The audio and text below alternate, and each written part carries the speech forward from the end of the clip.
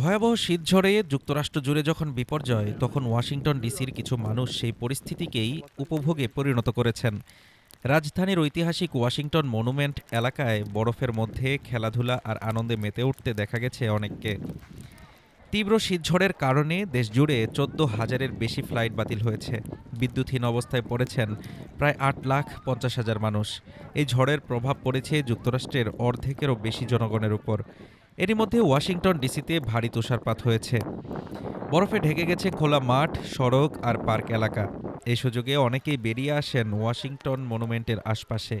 কেউ বরফের গোলা ছুঁড়ে খেলছেন, স্নোবল ফাইট, কেউ স্কি করছেন, আবার কেউ স্লেজে চড়ে বরফের উপর ছুটে চলেছেন।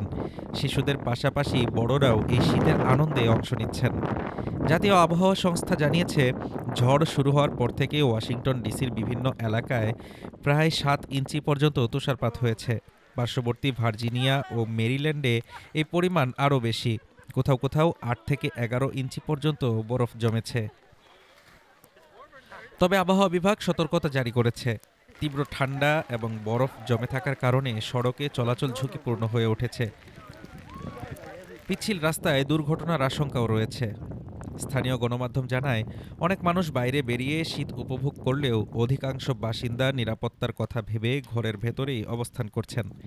একদিকে শীত ঝড়ে স্বাভাবিক জীবনযাত্রা ব্যাহত, অন্যদিকে কেউ কেউ এই দুর্যোগের মধ্যেও আনন্দ খুঁজে নিচ্ছেন। ওয়াশিংটন মনুমেন্টের বরফ ঢাকা মাঠে সেই দৃশ্যই যেন তুলে ধরছে, ঝড়ের মাঝেও মানুষ হাসতে জানে। Desk report, Dhaka today.